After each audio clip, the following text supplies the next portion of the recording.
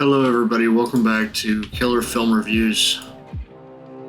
Today we're going to be talking about Thor Love and Thunder.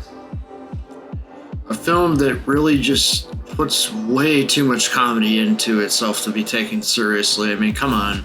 Do we really need jokes every 5 minutes? Marvel, have you just lost your way? I mean, come on already. We already have jokes aplenty with your films normally. We didn't really need to have them every 5 minutes in this one. Like, it's like, what are we watching here? You're watching basically an odyssey, I would say, of like Thor and what he does when kids get kidnapped, pretty much. Like, if you really want to break down the plot into the simplest form, Thor has to go after kids that are trapped in the Shadow Realm by Gore the God Butcher. Pretty much is like your basic plot premise for this film. Is there really anything else going on here? Not really. You get to see the return of Valkyrie, which is strangely enough not Queen, but just King Valkyrie. I don't know why. It's just weird, you know. It's just like, why are you king but you're not? I don't get it. It just really surprised me the way they went with this film. There's like the film basically opens with Thor in some battle. Pretty much like the Guardians are busy fighting the battle while Thor's being lazy and just sitting around and waiting. Then he finally gets involved in the battle, and by the time he gets involved, he ends up destroying like the aliens' temple or whatever, pretty much, because he's being so reckless. But let's not forget, this film does not want to take itself seriously. I mean, yes, you got your mainstays: Chris Hemsworth as Thor, Tessa Thompson as Valkyrie, Natalie Portman as the Mighty Thor, Taika Waititi as the annoying Korg. Honestly, I felt like Korg had way too many scenes in this film. I get it, it's your movie, you want to be in it, dude, but come on. You don't have to be in every single scene saying something. I mean, they kind of just went overboard with all the Korg scenes. There's even a point where you think Korg is gunsies and he's not. I'm not trying to hate on the character of Korg. I thought he was excellent in Ragnarok. But in this film, Korg just turns into annoying Korg. Beyond a doubt, he's narrating like everything. We don't need a narrator every 5 minutes. I'm sorry, Taika. I agree with you, Taika Waititi. Waititi is that you should not have an extended cut of this film because you really did not earn it. Now, the Spider-Man film, Spider-Man No Way Home, that deserves an extended cut because that was actually good.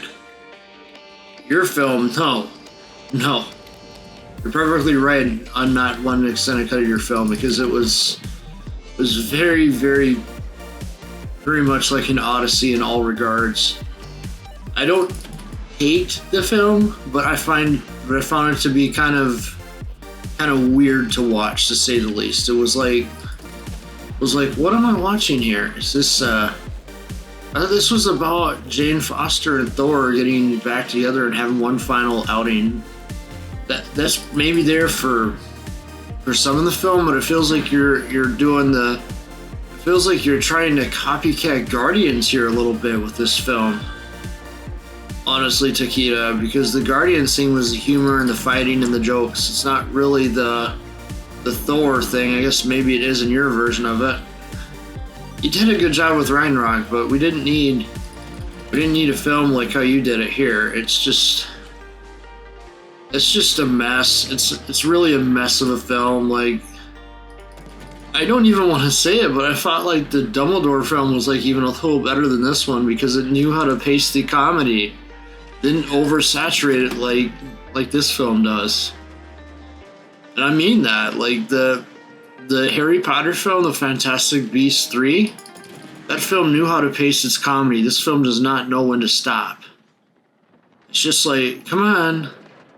We've already seen this joke like 2 or 3 times already. You can stop now.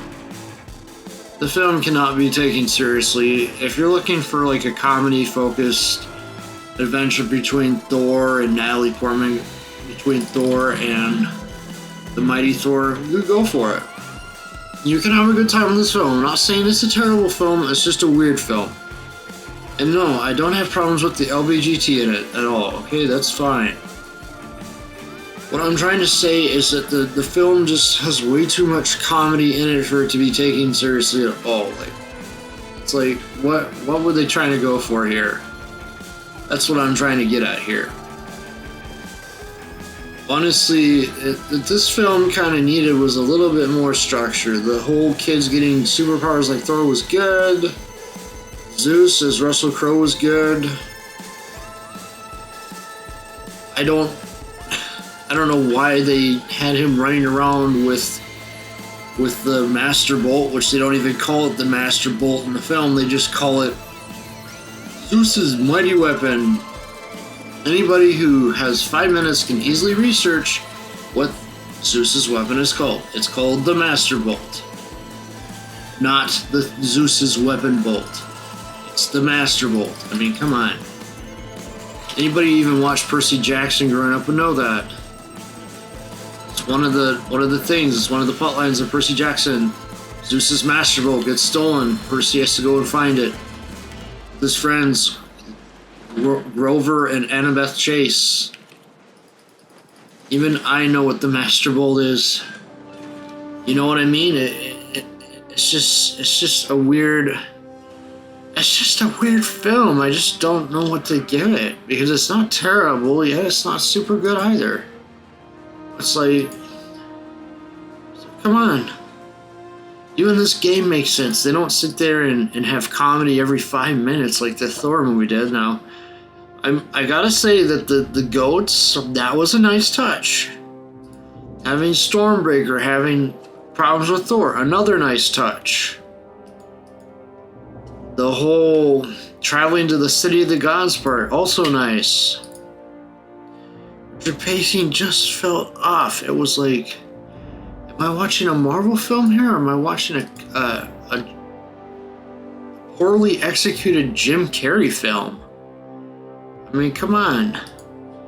Even Jim Carrey can get it right, you know? Come on. It feels like this film is trying too hard to do comedy. Pretty much. Like, what was the point of all those scenes in there with the...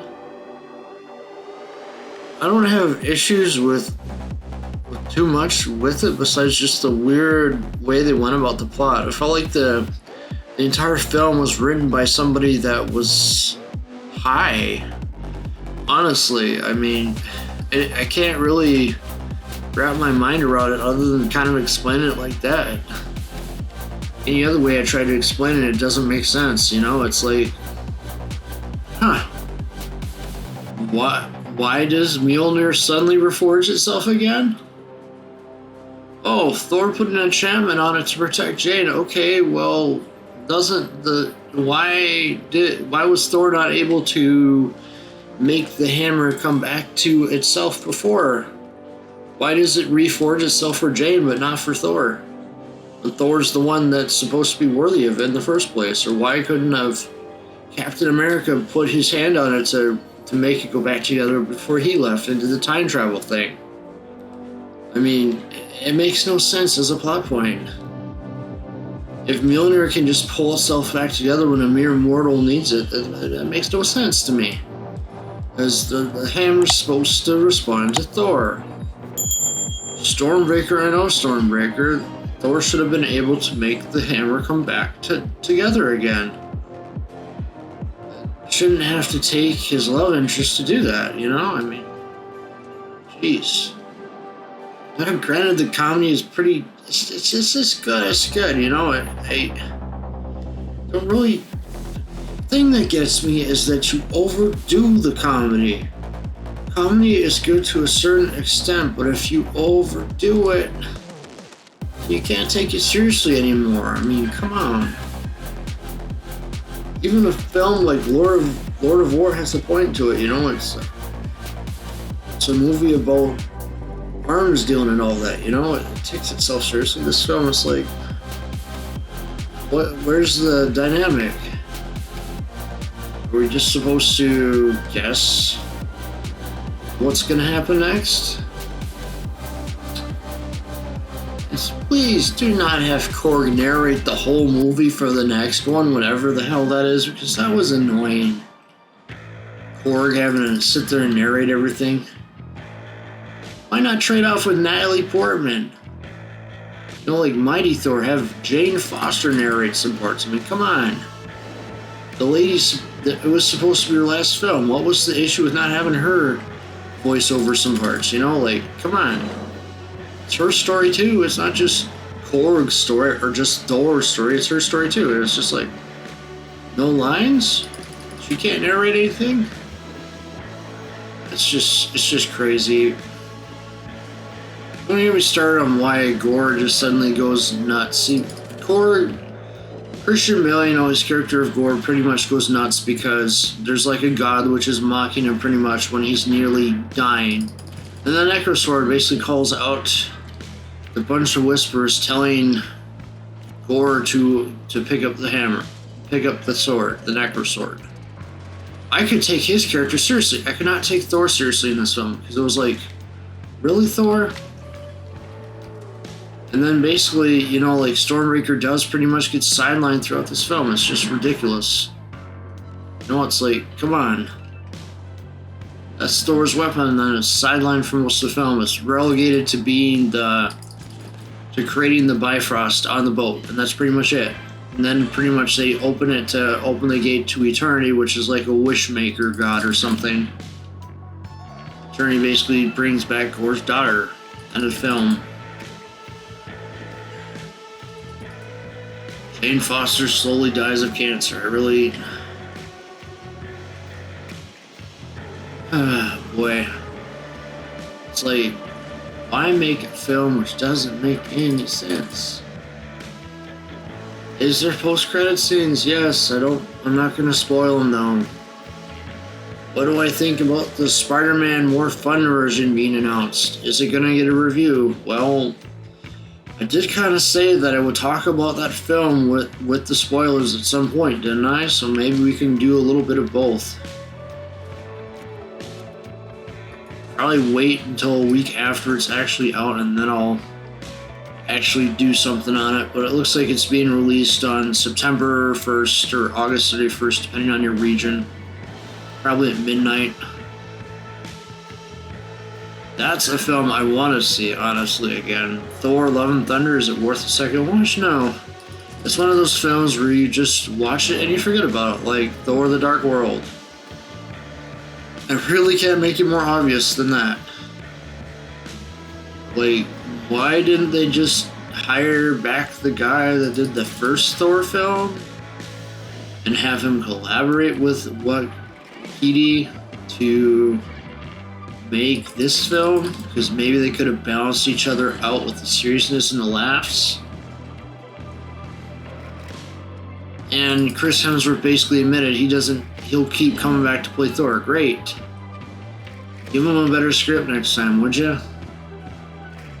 I couldn't take the movie seriously. I really couldn't. It was too much comedy and stuff. But yes, you do need to have some comedy in order to balance things out. But it has to make sense. You don't need to have everybody just sitting there and...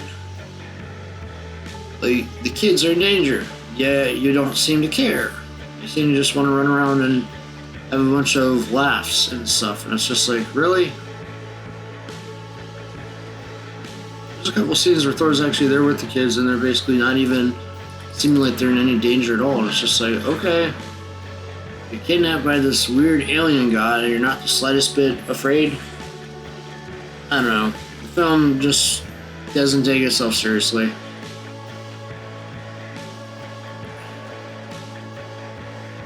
And honestly, I don't think this will be the last we hear from Jane Foster. You'll understand what I mean when you actually watch through the entire film and the post-credit scenes. And that's all I'm going to really say on that. I think that you're going to see a lot of good stuff in the next Thor film, hopefully, over this. It seemed like even the Harry Potter Fantastic Beasts 3 did better when it came to pacing of its comedy, at least. This film, the pacing and comedy is just way off. Making jokes when kids are in danger? Really? I get it. Maybe they didn't want to be taken seriously, and yeah. Yeah, there's LBGT stuff in there. Good. Get representation. That's what matters. So, yeah. It could have used another round of rewriting, honestly, in my opinion. Now, while my opinions on this film may be controversial to some, I think I stand by when I give this one a 6 out of 10 because it just did not pass the mark for me at all. It felt way, way, way off from what I expected. I expected more emphasis on Thor and Jane's relationship, considering that she's actually passing away from cancer, and I thought they would take that a little bit more seriously. But yeah, it's kind of all I got for you guys now. You know, just have a good day, and I'll see you in the next Killer film review. Thank you so much for watching.